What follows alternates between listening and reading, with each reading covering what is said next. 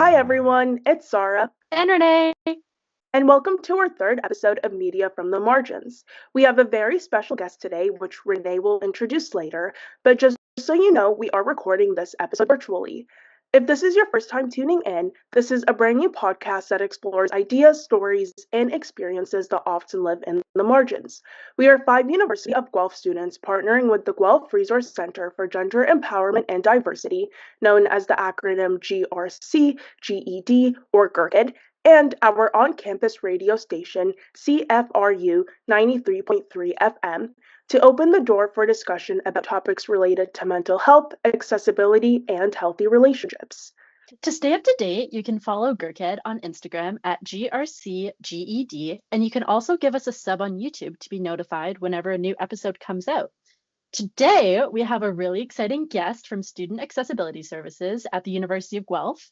We have Kate Cressman. Kate Cressman is the manager of Student Accessibility Services with over a decade of experience in accessibility and accommodations in university settings. As a registered social worker, she brings a background in community mental health to her work, supporting students, instructors, and the SAS team at fostering inclusive learning environments at University of Guelph. Kate, is there anything that you would like to add? That's great, thank you. Okay. Almost too much. That's awesome. Well, to start us off, could you tell us a little bit about what Student Accessibility Services, or SAA, is and how it came to be here at the University of Guelph? Absolutely. So yeah, Student Accessibility Services is often referred to as SAS or SAS. You'll hear as an acronym too. I'll probably use that throughout to keep things shorter.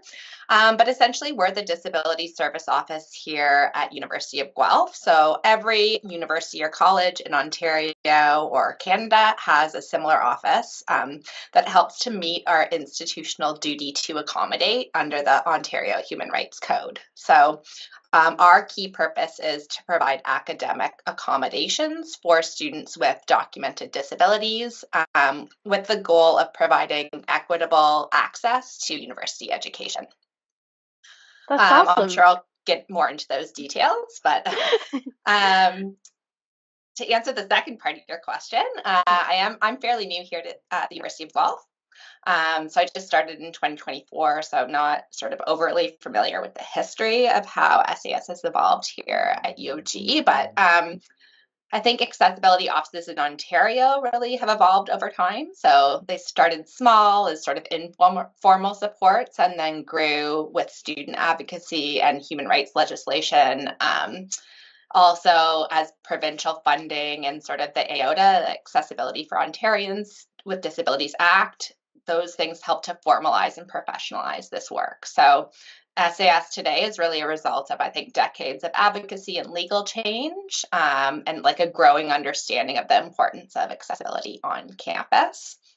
But I've heard that SAS started very small and the work was very different at that time. Now we support over 4,000 students on campus. So we are quite a large office and we offer a comprehensive sort of services to students with a wide range of disabilities. So the work's really changed since I think SAS was established here at University of Guelph. Honestly, that's really awesome how big it's grown from such a small little community. It's it's shown how much work went into advocating and stuff like you said. And then you already mentioned it, but just to make it clear, what would you say is the main goal or mission behind SAS? Yeah, so SIS's mandate is to help facilitate, as I said, the provision of academic accommodations to students with disabilities, with the goal of really ensuring a fair opportunity to participate in studies. So, to sort of level the playing field so that disability doesn't become a disadvantage, while at the same time ensuring that there's not an unfair advantage, right? So, really kind of finding the way to help reduce disability related barriers to education, and to ensure that students who are registered with SAS have the same opportunity to demonstrate the learning outcomes and sort of demonstrate their knowledge in the program as other students. Would it be helpful if I talked about what an academic accommodation is? Like, I'm not sure if everybody knows that. I think so, yeah. I think that would be helpful. I feel like you do hear accommodations a lot, just that word thrown around. But it's helpful to get an idea of what exactly that looks like or why that might be like beneficial for someone potentially. Absolutely. And I think like what you just said is so important. I noticed the same thing here. Like people use the term accommodation for many different things. And it's actually really important with when we're talking about it under the context of SAS, that it carries like a certain sort of meaning that might be different than the general term accommodation, right? So when we're talking about academic accommodations through SAS, we're talking about like adjustments or modifications made to a student's learning environment, maybe the instruction in the classroom or an assessment to ensure equitable access. It doesn't change, we always say to students, it doesn't change the requirements of a program or a course, right? Students still have to demonstrate the same knowledge, the same mastery of the material, but it might look at things like introducing a more quieter environment to write exams, for example, or let's say you have a student who's hard of hearing in the classroom and they need like a microphone or what we call an FM system to properly hear the lecture. An accommodation would be putting that in place for that student. Or maybe it's the use of assistive technology to help with reading questions on an exam. So those would be some examples of an academic accommodation. Through SAS, it's really tied to what we call a specific functional limitation of a disability. So how is that student impacted when it comes to their academics, and then how does the accommodation sort of mitigate that barrier? So you bring them up to the baseline. They're below the baseline when Exactly. they start because they have to be, and then you bring them up to the baseline so that they can be with everyone else and learn the same way as everyone else. Exactly. Perfect. Yeah. No, that's awesome. Yeah, I think using the word equity to describe accommodations is very fitting. I think that is what accommodations provide is just more like equitable resources for students who may be struggling with specific things. So I think that's awesome. Um, we were also just wondering, I'm a person who really likes to know kind of the day-to-day of like everyone working, I'm always curious what goes on behind the scenes. I feel like a lot of the times we don't get that, especially with bigger campus organizations. So could you walk us through some of the key services and supports that that SAS offers to students? Absolutely. Yeah. So we do offer quite a broad range of supports. The sort of bread and butter of our department, like I have said, is academic accommodation. So we would meet with new students who are coming through the door to help to create an accommodation plan to meet their needs. And then we're going to work with those students throughout their time here at University of Guelph or forever, however long they need accommodations for. They may not always need it the whole time that they're here, to really make sure that those accommodations are implemented appropriately. So as you can imagine, we're working really closely with other partners on campus too. The work doesn't just happen within SAS. We call it a shared responsibility. So we're working really closely with faculty and instructors. We're working really closely with students themselves, sometimes with library accessibility services, for example, to help create like alternative format textbooks, for example. So it doesn't just happen with SAS. That bread and butter, the academic accommodations alone, requires a lot of collaboration with other parts of the university. Uh, Aside from accommodations, we offer a number of other supports and services as well. So we have a note-taking office that's really quite large. We have like over 700 peer note takers that helped us over the course of the whole academic last year. So they're matched with students in their class who need note-taking as an accommodation. We also have a peer helper program. So our peer helpers offer workshops. We have a study hall that we're piloting this year where students can go for like accountability checks to do some body doubling. So study in the same space as other students for accountability. They also will offer one-on-one learning support to students. We also have a professional writing and learning specialist on our team. So that offers like one-on-one or group appointments to students. What else? We have a daily drop-in support, so students can come drop in every day without an appointment to get support from our accessibility assistants on things like navigating our online portal, booking exams at the exam center, answering questions about how to use their accommodations. We also have a transition program. So over the summer, students who are transitioning into first year can come to learn how to use their SAS accommodations, to get a tour of the campus, to learn what the exam center looks like, for example. So those are, some examples of the services, many more that we offer behind the scenes. I feel like I could actually use some of those services too. Like in terms of like body doubling and stuff like that. I know that it's like I can only really work well when I see other people working, because then that makes me focused and like into learning. So I'm like, maybe I'll actually like use some of these services. For sure. And then that becomes even harder when you have a disability, right? Like I don't know if you do or not, that's not Mm, relevant, but just, if students have ADHD, for example, it can be that much harder sometimes to do that work yeah. alone, or Yeah. so I think for our students that can be a really effective way to, stay accountable to the study plan that you've created, for Oh, example. 100%. And for all Just students, I imagine too. very true. Well, just in terms of you, because you manage SAS, what does your daily kind of workload look like? What do you do for SAS? So my role as manager is like sort of a mix of a bunch of different things. I do a little bit of student facing work, but it's mostly staff leadership, looking at our service delivery, participating in broader like advocacy on campus. So my day to day might include like, I don't know, consulting with one of our SAS advisors on a student case, or responding to a concern or an issue from a faculty member, or overseeing our operations and trying to ensure that our services are running smoothly. I also consult frequently with our intake team. So they're the ones who are helping students get through the door, making sure that they have their documentation in place, those types of things. I might manage new projects or contribute to larger sort of initiatives on campus related to accessibility. I will shout out my team though, because I think my team, I manage a team of 19 people, and they like do so much to support the students on the ground. So I think our SAS advisors hold caseloads of hundreds of students and spend, their time working directly with students.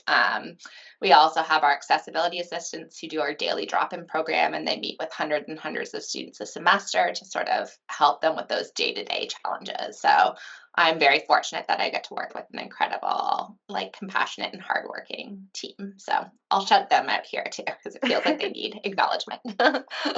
Yeah, that's awesome. I think if you want to also just touch on like what you enjoy most about your position, possibly. So, what you mentioned is great. I think teamwork is always lovely. It's always nice to work in a team that like supports it. I can imagine with the like all of the different initiatives you listed, I'm sure it like, it's not a one person job, so it's awesome to have a team to support you in that. But yeah, what's something that you kind of enjoy most about your position?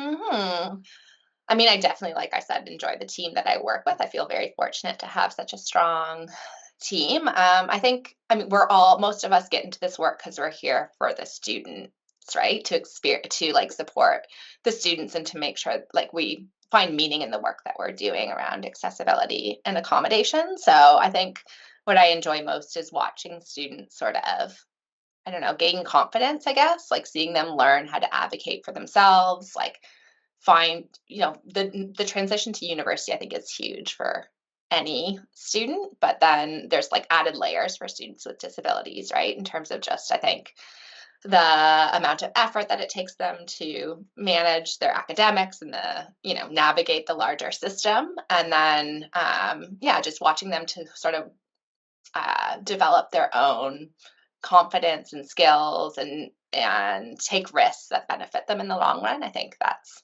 why we do what we do. Yeah, that's awesome. Thank you for sharing. I think that like seeing students like advocate for themselves, I think that is a really probably a big part of SAS on the student end, you're right? Like you could have all these accommodations, but students also need to be advocating to, get the accommodations they need. I know when I was in first year, I think trying to figure out all the different accommodations that SAS had was kind of a little overwhelming, maybe, especially with the For transition sure. of just like going into university. So I'm kind of just wondering if you could touch upon maybe like if students do want to register with SAS, like what that process might look like, or if like what kind of documentations they may need, like do they need to be diagnosed or not? Because I think there are a good number of students on campus who know of SAS, but they're not really sure if, they like qualify enough for the accommodations and such like that. So if you could speak a little bit more on that. It's such a good point. Yeah. Um, so yeah, I think the best resource I can offer is our website. So we have a really good comprehensive website where everything is laid out in a fairly straightforward, I think, step-by-step process. So that's a really good place to start. The website also has things like documentation guidelines. So what it gives you some links to the different forms that we have available and what we would be looking for in terms of documentation. With that being said, I think I always encourage students to reach out if they have questions. So if they're not sure, like you said, well, I know of SAS, but I'm not sure if I would qualify or if the documentation that I have is sufficient. We have a really great intake team who's here to guide students through that process so they can, answer questions or provide guidance on next steps. I know that oftentimes students come to us during times where it feels really overwhelming, right? Like, not only is it just overwhelming because it's first year, but often the reason that you're like reaching out for an academic accommodation is because something's either happened or you've reached a breaking point, and those feelings can make it that much more hard to navigate the process. So, even though it's straightforward on our website, if you're in a moment of high stress, it might not feel easy to navigate that at that time. So, I think there's lots of different ways that we would offer support, either reaching out to our front desk, getting connected with our intake team, even going to our daily drop-in support. You can go if you're not yet registered, and they're really great. They'll even sit with you to walk students through the application process and even practical things like uploading your documentation. You can go to the daily drop-in support for that as well. In terms of your question around the diagnosis piece, I think that can be quite complicated. So, in most cases, it is necessary to have a diagnosis to access accommodations. Students aren't always obligated to share their diagnosis. So, what we're most interested in is what we call functional limitations or functional abilities. So, essentially, how the disability impacts the academics. So, that's really important to have that be a part of the documentation, because that's what we use to inform the accommodation plan. So in some cases, you can access some what we call interim accommodations. So for a short period of time, up to 2 semesters, without a formal diagnosis. But all of that can be quite complicated to try to figure out, like on something like a website. So I think for those students who are maybe really questioning, again, it's just best to reach out to us, and we're always happy to answer questions or provide consultation and guidance along the way. If I remember correctly, I believe the peer support network that you guys also offer, that's just drop-in, correct? Oh, so we're part of the larger student wellness umbrella at the university, and there's different programs under student wellness. So there is a peer support network that's offered through our Wellness Education and Promotion Center, and that you don't have to be registered with SAS for. But then there's the peer helper programs through SAS, and you would have to be registered for SAS to access those services. So Gotcha. maybe that's what you're thinking of. The peer support network is more sort of informal counseling that any student on campus could access. Gotcha. So And that can be a good starting point. For everything that SAS offers, like you have to be registered, correct? Correct. Yeah. Okay. Yeah. Okay. Good to know. Yeah. And then have that question about exam accommodations as well, because we know that that's the main like things that students are worried about and stuff like that. But they might not know to expect if they have SAS to accommodate them during an exam. So, could you describe what exam center experiences look like for SAS students? Yeah, for sure. So yeah, our goal is for the exam center to be sort of like a calm, organized, predictable space. It is separate from SAS. It's located in the library. The rest of our services are located in the JT Powell building.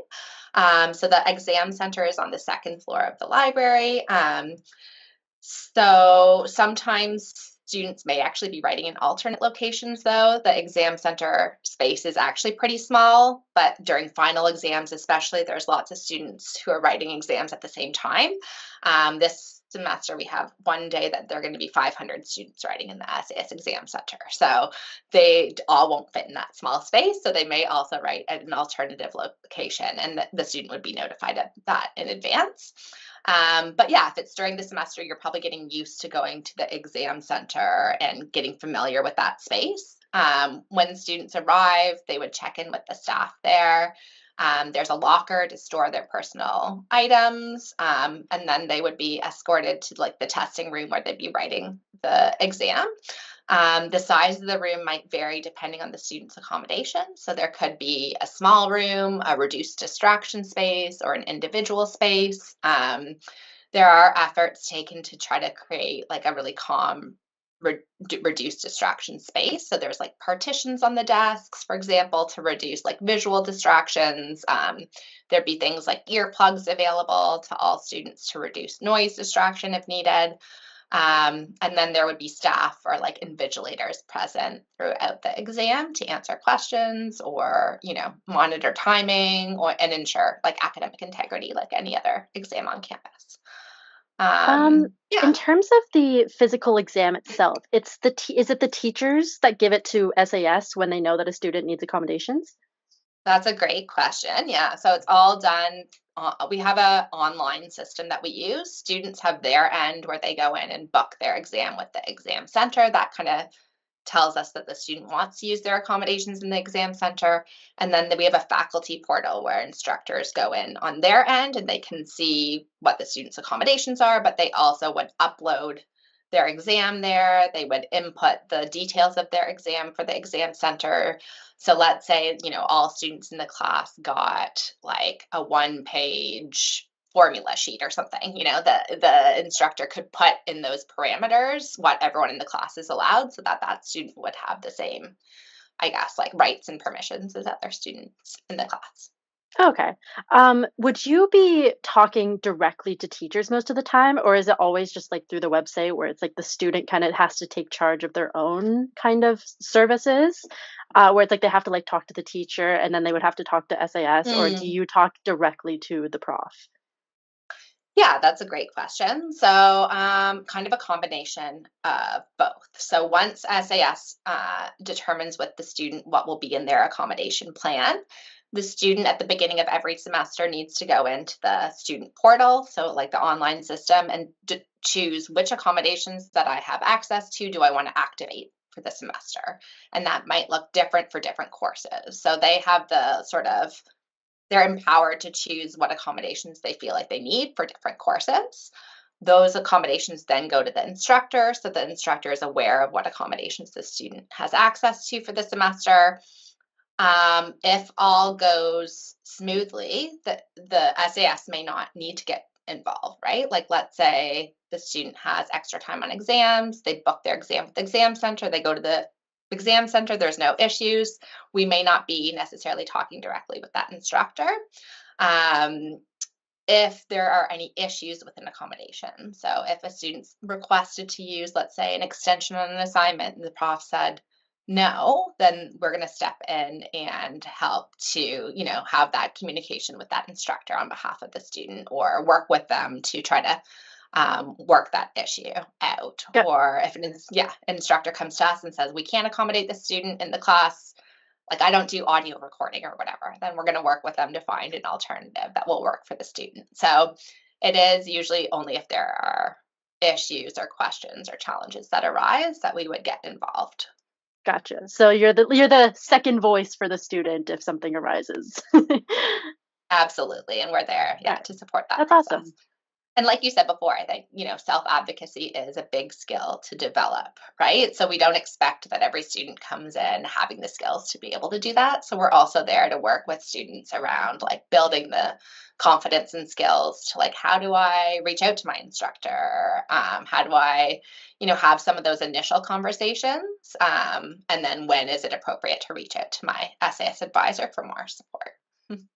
Yeah, it can definitely be nerve-wracking as a student just to reach out to a professor initially. So I'm sure, especially when requesting accommodations, that might also, be a little more scary. So I think that totally Absolutely. makes sense. Yeah. No, thank you for giving that like very descriptive rundown. I feel like I've also considered possibly booking exam accommodations, but then I'm like, I don't know what to expect. So it definitely helps to just like be able to mentally prepare yourself for what's there and what to expect. So, For yeah. sure.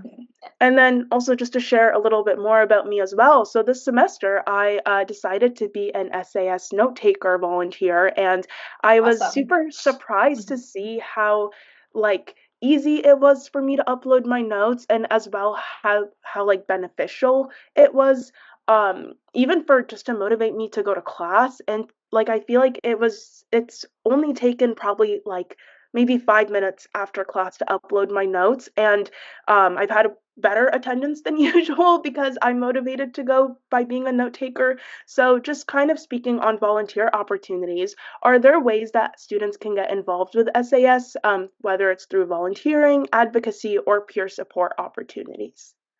Absolutely. That's so great to hear your experience of being a note taker and how it's helped you too. So Yeah. I think, yeah, becoming a peer note taker is one of the easiest ways probably to volunteer with SAS or to get involved. We're actually just in the process of applying to have the peer note taking program recognized as a co-curricular activity. So we'd love for you and other people to come back and maybe be able to get recognized through the PCDR in the future for that time. So that would be one easy way to get involved. Also, like I mentioned before, we have a peer helper program. So we do have positions available as peer helper that people can apply to. And we have other, like student staff that we would hire. So we, in our note-taking office, we do have 3 work study students that work behind the scenes to help get all the notes uploaded and help get notes to students, etc.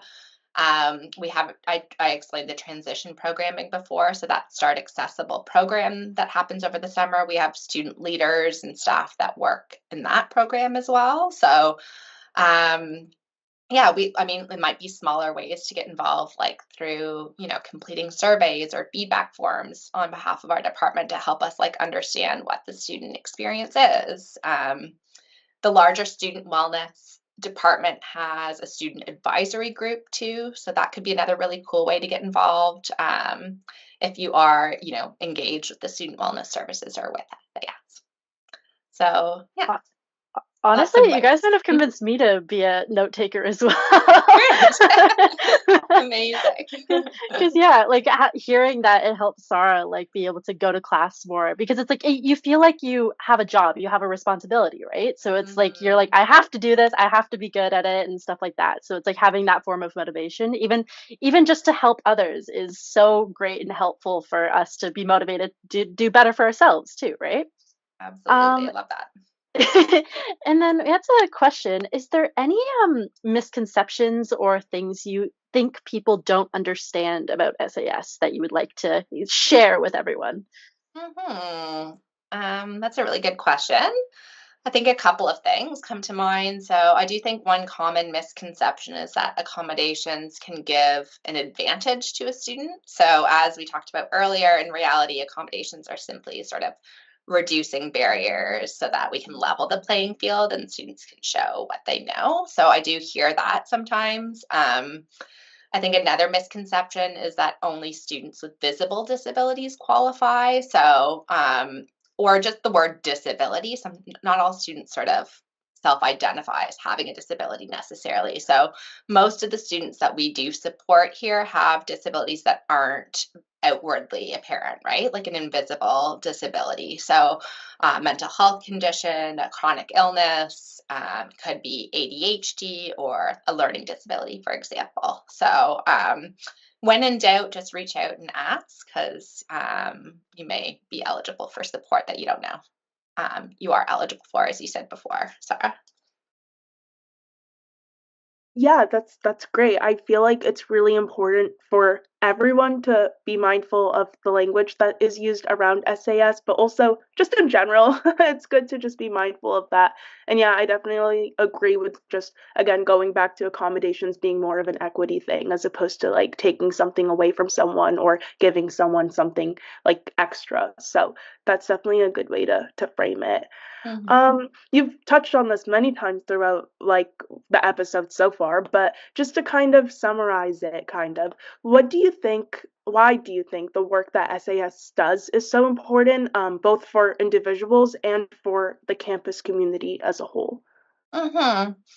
Well, I think as you said, like accessibility is foundational to equity, right?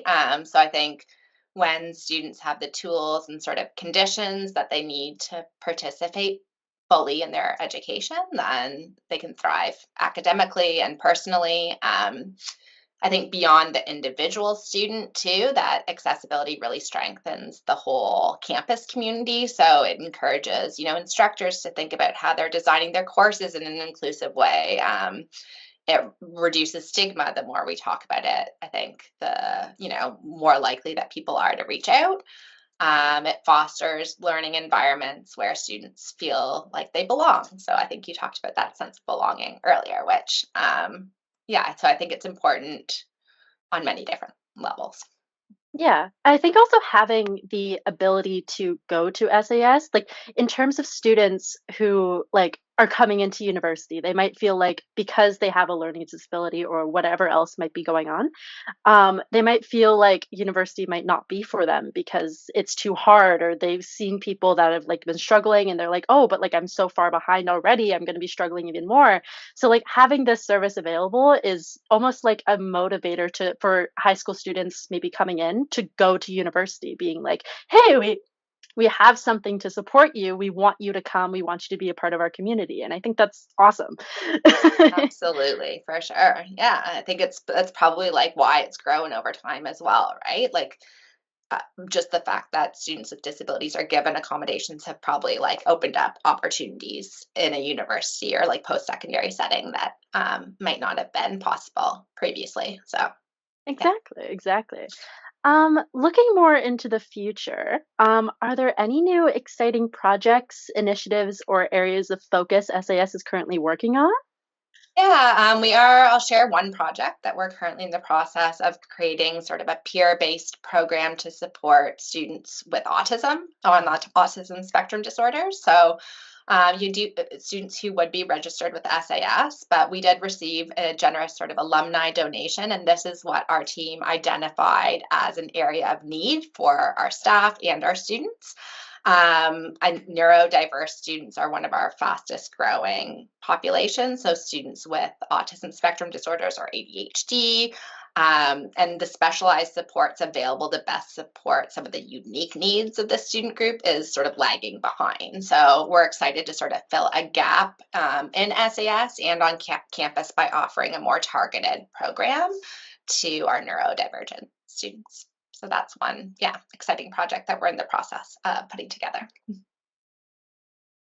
Yeah, that's awesome. There's definitely been a very like fast changing nature in how society is starting to like view disabilities or even mental health. I think very slowly we're making the progress to make them less and less stigmatized, which is awesome. So I hope that students feel more comfortable like asking for accommodations if they need it and feel more supported overall within our community. So I'm glad that SAS is kind of keeping up with that. I'm sure your role requires a lot of like looking at gaps and trying to fill those as time changes. So that's awesome. And then we just have one last question for you, also kind of looking into the future, but where do you see SAS in the next 5 to 10 years? And what are some changes or goals you would like to see accomplished?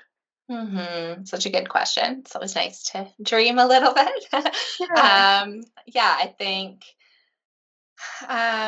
like you said, I think that there is a growing sort of awareness of disability and accessibility needs on campus. So I think my vision for the next like 5 to 10 years would be seeing SAS continue to evolve into a more integrated part of the academic community. So ideally, accommodations would be a little bit more seamless. I'd love to see more proactive accessibility sort of embedded across campus. So just like a lot of times it's the systemic barriers that are a challenge, right? So looking at just creating a system that is more accessible in general to reduce the need for individual accommodations. So it would be great to see classes that are designed in a more accessible way for all students, universal design initiatives, deeper collaboration with faculty, expanded staffing would be amazing.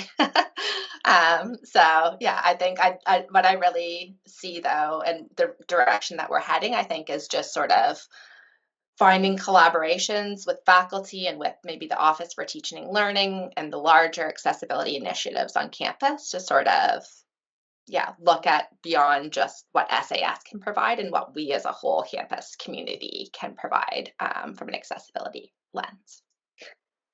Well, it's great that you're looking ahead and dreaming because, yeah, like it's really, I would say it is the classrooms that is kind of just the biggest issue in terms of like things that could just be changed for everyone. Like they don't need to be like big in the sense, but it's like even like they have wheelchair areas like in the front of at least I know like Rosansky Hall.